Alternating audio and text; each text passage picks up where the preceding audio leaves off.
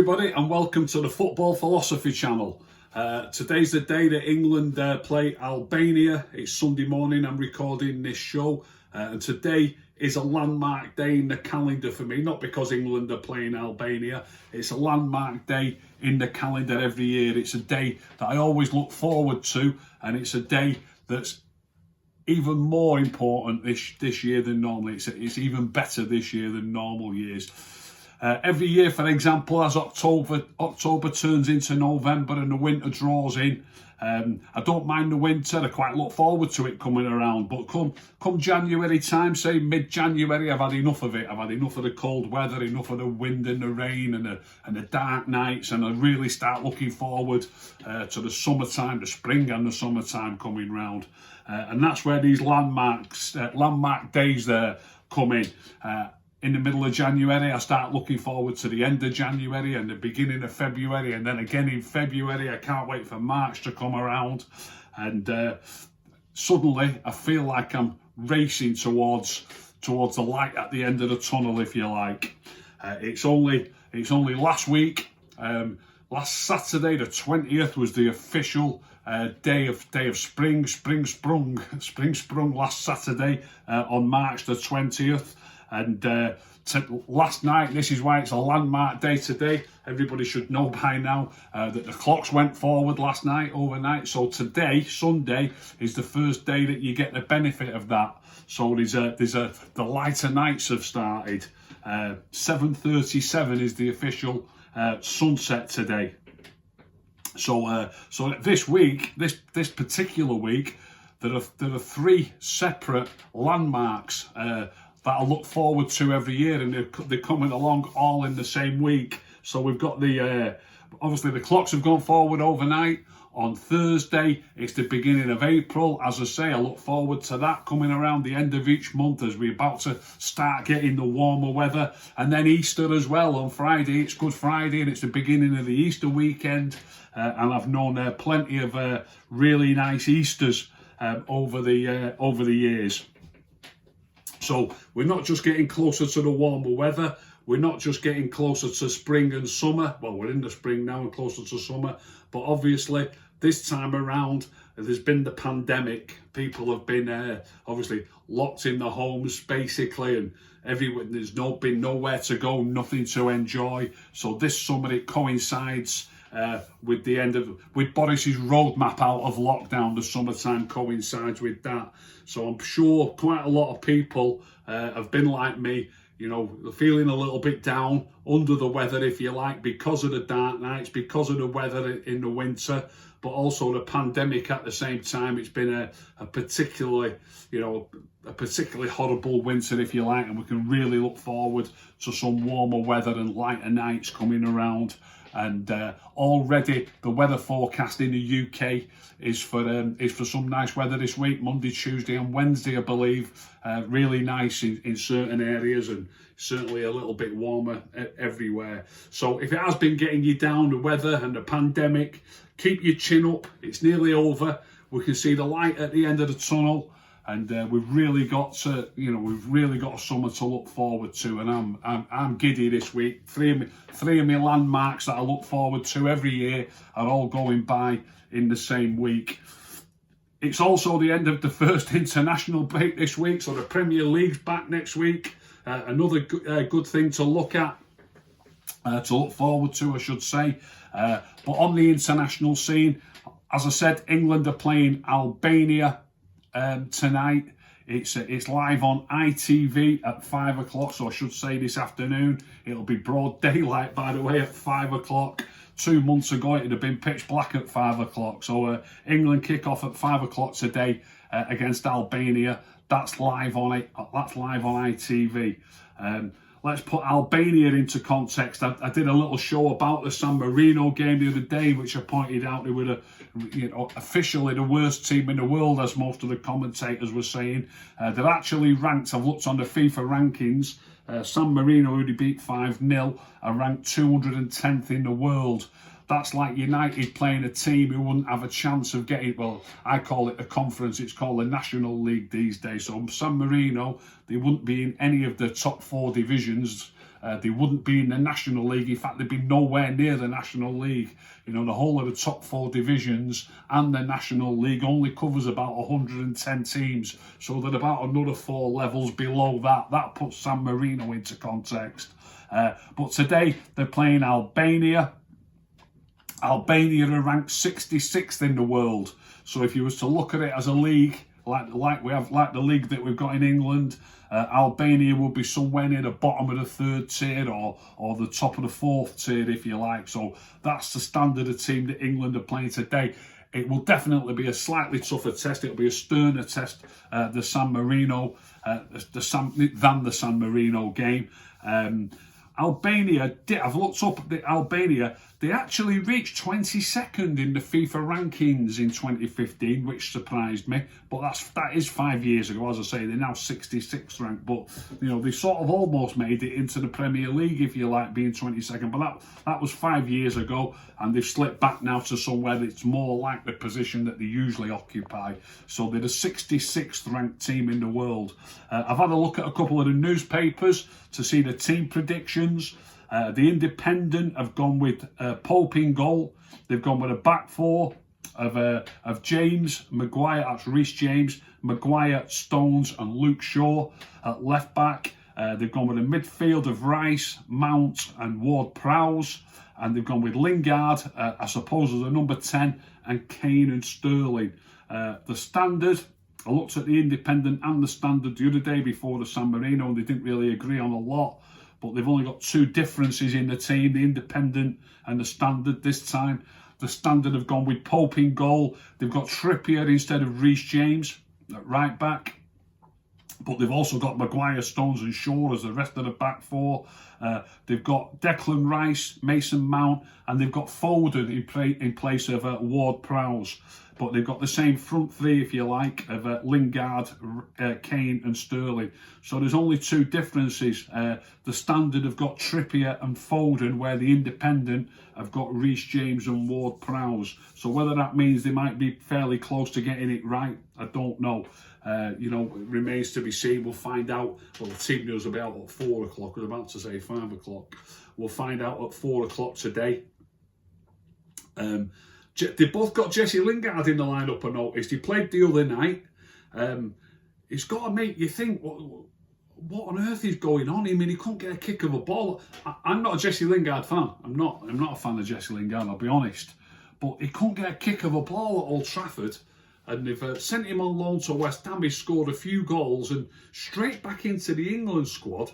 And England have got one particular, you know, the other good team, if you like, in the group is Poland, and they play Poland on Wednesday night. So the lineup on Wednesday night is the lineup that will make you think, you know, that's what the manager, Gareth Southgate, thinks is the best lineup he could field from the squad that he's got. Now, I said the other day, that San Marino lineup, you know, the 200 and odd ranked team in the world, it didn't matter what team he picked. He could have picked his team out of a hat and they still would have won. Definitely. That's. I know there's not many people sometimes say it's a fact when it's only opinion. I believe it to be a fact. So long as he kept the goalkeepers separate, he could have put the rest of the team in a hat. He could have drawn them out of a hat. Even if he ended up with all forwards and midfield players, he could have cobbled the back 4 together out of the midfield players. They would have beaten San Marino if he would have drew the team out of a hat. Not quite the same today. And then again, on Wednesday, obviously, it's a particularly tough game against Poland. It's the Poland game where you will see what he thinks is his team. Now, I should imagine that the San Marino game is given a game to players who might not get another start. But in Jesse Lingard's case, if he starts today, he will have started both games. I don't think people would expect, or players would expect, to start both the games and then be left out. You might get a start in one game and then be left out of the Poland game. And I also don't think anybody will be left out of both games. You need a little bit of football. So I don't think anybody will be left out of both games and then start against Poland. But I don't think anybody will start both games and then be left out against Poland. So if Jesse Lingard does start today, I'd be surprised if he got left out of the Poland game. If that happens, obviously it remains to be seen. He might not start today yet, but if he plays all 3 games, having been shipped out of United to West Ham, and West Ham are doing well, it makes you wonder what's going on. Surely there's still a player there. I just don't get it. I mean, he's not for me, Jesse Lingard, but does that show you that United are doing things wrong, or does it show you, perhaps does it show you how poor England are? You know, there's a player who can't get a kick of a ball. He suddenly gets 2 or 3, well, a few games. He gets a few games for West Ham, scores a few goals, gets a couple of assists, straight back, not just in the squad, straight back in the England squad. But according to the Independent and the Standard, they think he's going to play today.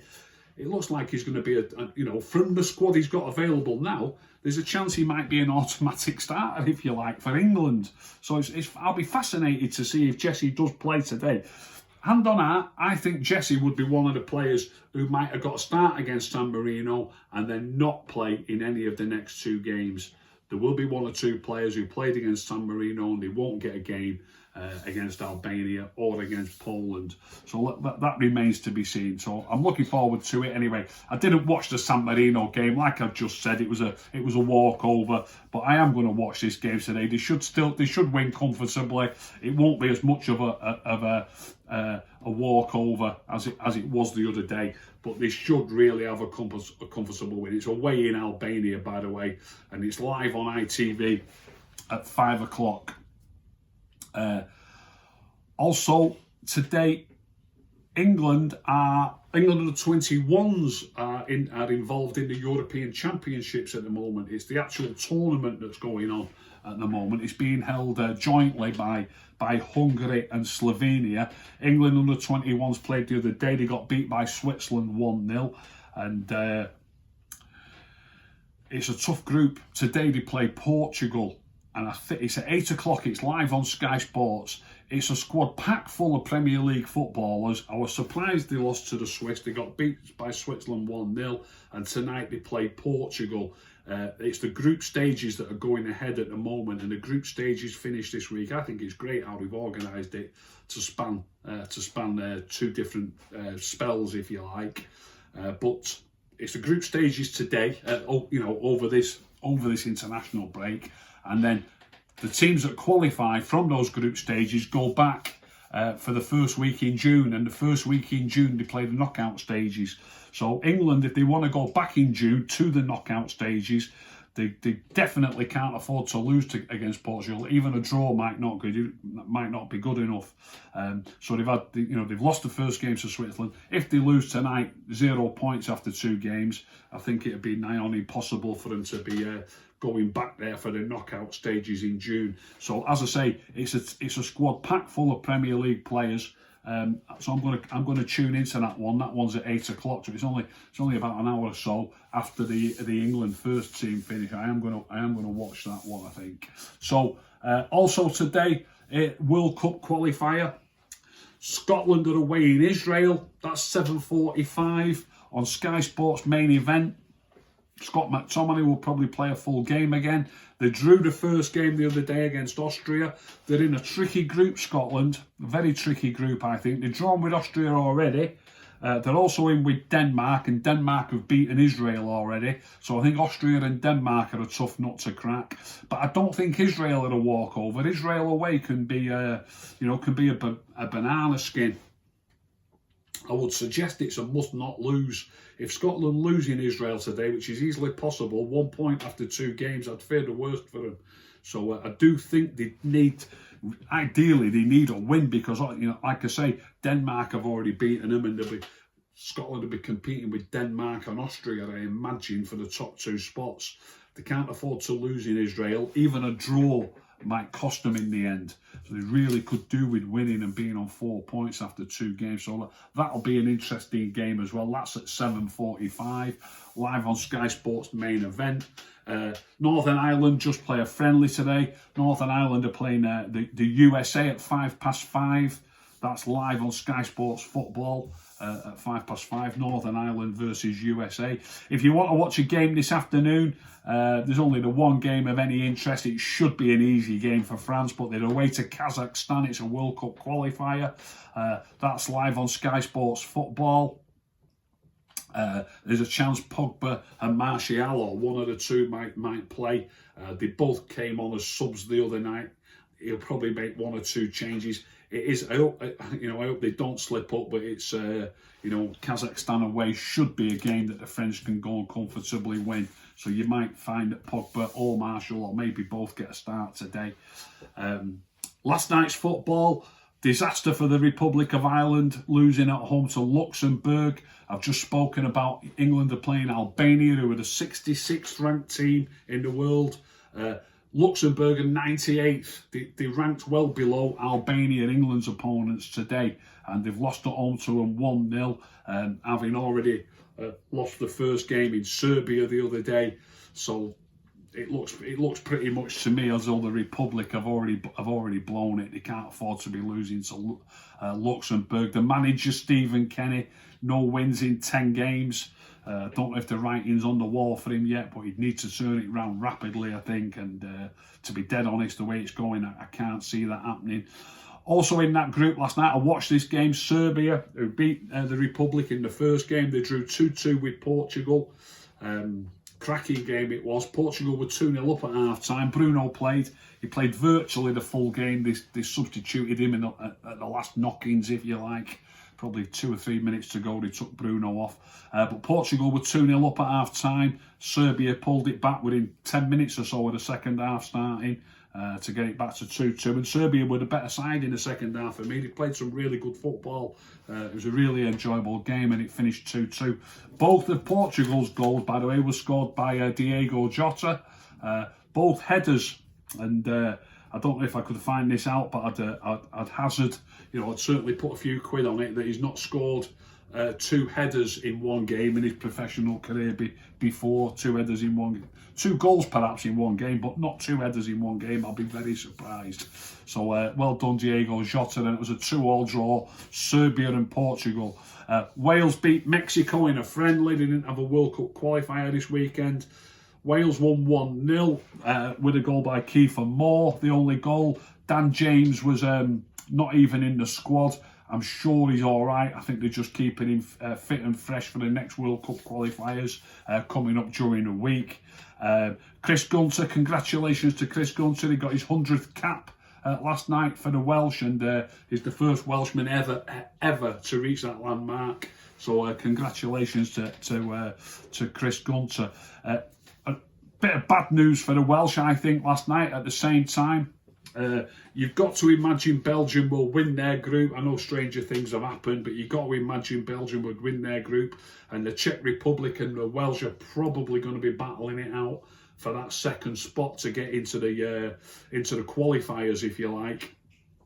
So Czech Republic won, Belgium won. Lukaku with Belgium's goal. That game last night would be a game where the Welsh would really be... I don't think they're going to have a chance to finish above the Belgians. They could have done with Belgium winning last night, so any extra point from a game like that for the Czech Republic could damage the Wales' chances of getting through in the end. So I hope that doesn't happen, but there you go. That's what happened last night. Czech Republic won, Belgium won. Lukaku getting the Belgium goal. That's it for today. I'm looking forward to the football today. I'm going to have a peek at that France game in Kazakhstan just after 2 o'clock. I'll probably watch half an hour. I'll watch it for a bit longer if both Pogba and Martial are playing, but I'll certainly watch half an hour of it. I'm going to watch England's game, and I'm probably going to watch the England under-21 game as well. So plenty of football to watch today. All these little things are all stepping stones as well. These are stepping stones towards the Premier League coming back next week. I'm recording this Sunday morning. It's raining out there at the moment. Do I care that it's raining out there? Not one jot. I can see the light at the end of the tunnel. Both winter-wise, it's well behind us now. We're flying into spring and summer and racing towards the end of this lockdown, and not just the lockdown, but the easing of all restrictions coming up before you know it now, and I'm really looking forward to that.